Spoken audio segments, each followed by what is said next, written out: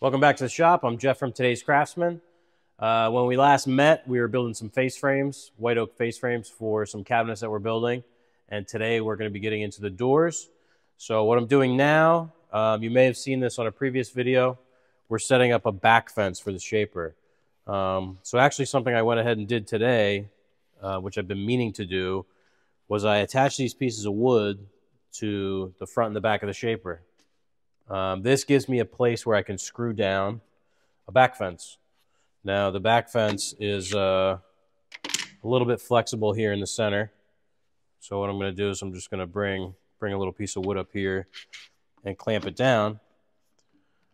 But before I get too far into the setup, I guess I should explain, if you haven't seen our previous video, the whole point behind a back fence. So typically with a shaper, feeding your stock from the right to the left, and the cutter is spinning in this counterclockwise fashion. You can see the teeth are coming and they're cutting into the wood this way. When you use a back fence, we're going to use a power feeder, which is this machine here. And it has these 4 rollers that are powered either, forward or reverse. We're going to actually feed our material into a climb cut. So we're going to have the cutter head's going to be spinning in the normal direction, but we're going to be feeding the material in the opposite direction. You can't do this without a power feeder because it's just going to grab the piece. It's going to end up probably in your neighbor's front yard. So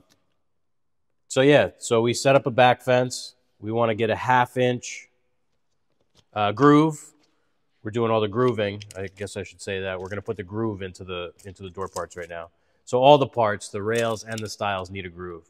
I find it's easier to do it on the shaper, whereas we're going to do the tenons on the dado saw.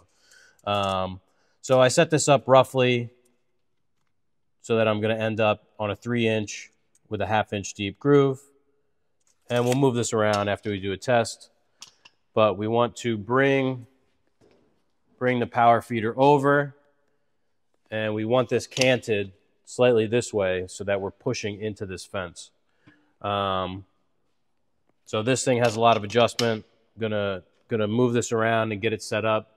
And then we'll run a test piece and you can see what that looks like.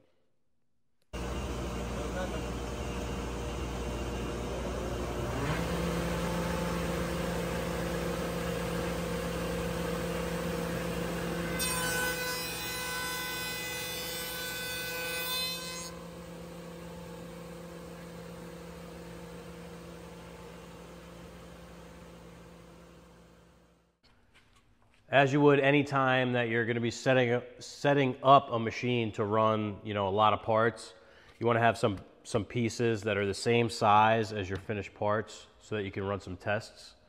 So what I did was I ran a couple tests. We have a 1/2 inch cutter in here, and our panel material is a 1/2 inch. So the panels would be this. It's a rift sawn white oak veneer on an MDF core. It'd be nice and stable. So we get a nice fit with a single pass. Typically, if we were doing this on the dado saw, and I'll tell you why we're not doing that in this case, we would do 2 passes. So we would set up so that we cut one side and flip it around and cut the other side. That way we're getting a perfectly centered groove. What I did here was we had a 1/2 inch cutter.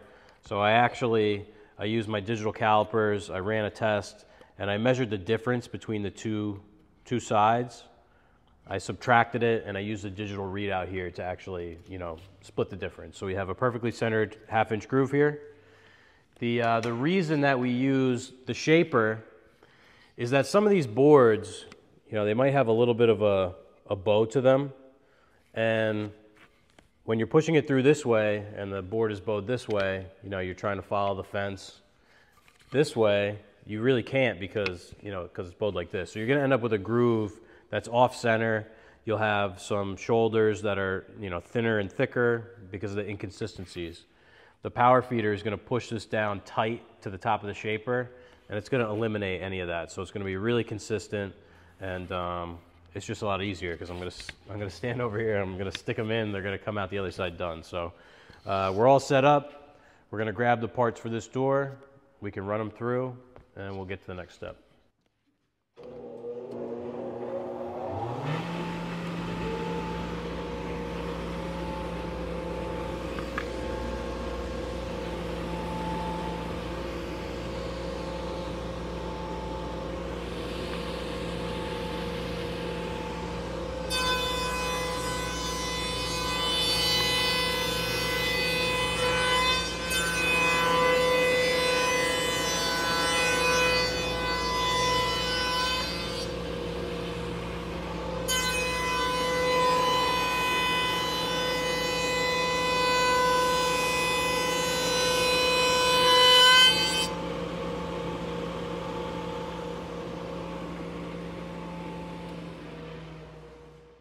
We took a minute with the face frame for which we're building the door, and we took some nice measurements. We subtracted our door gaps and did all the math. You know, this is something that you want to take your time with because you can only build this door one time. So we have our dimensions here. We're going to cut our rails and stiles to length. Then we can move on to the next step, which is at the dado saw. So first we're going to cut our stiles to 18 and 11/16.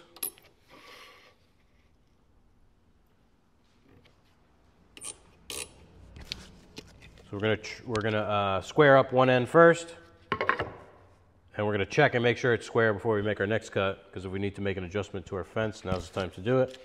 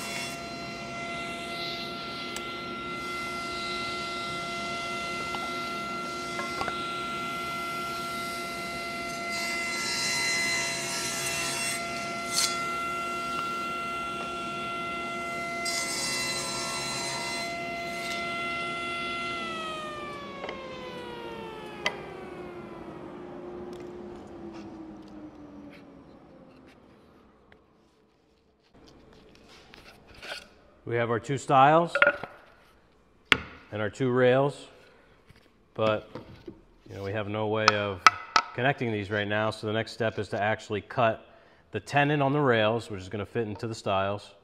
So we do that on the dado saw, and we'll get set up and cut those. Gotten ourselves all set up here at the dado saw. So we have a cross-cut sled, not a cross-cut sled, a miter gauge, I should call it, with the sacrificial fence. We have a stop here, and that's set to the length of the tenon. We've dialed in the height of the blade here. We have a 1/2 inch wide dado stack in the saw. And we've gotten the tenon on a test piece to fit. Just nice off the saw, just a tiny bit of friction, nothing crazy. So now we're ready to make our cuts, and the door will be ready to assemble.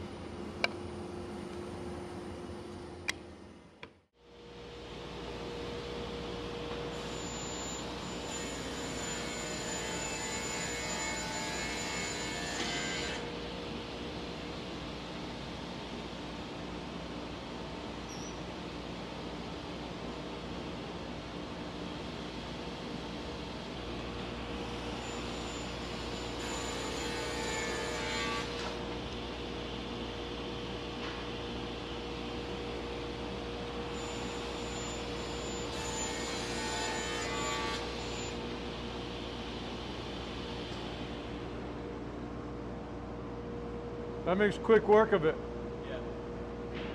We're not going to glue these doors together right now. We're going to wait until we have all of our parts ready. But you saw we cut the panel over on the Streebig. So I'm going to dry fit this door inside the opening so you can see what it'll look like.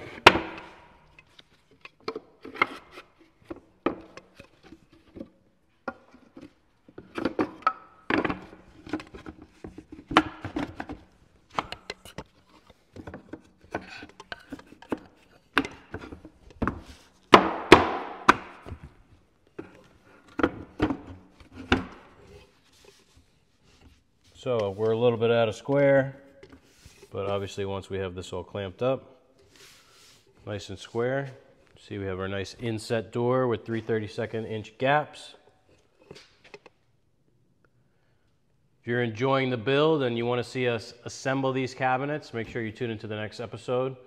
And we're gonna take you through this whole project so you get to see it start to finish. Thanks for watching. If you have any questions or comments, be sure to leave them down there in the comments. And we'll see you next week.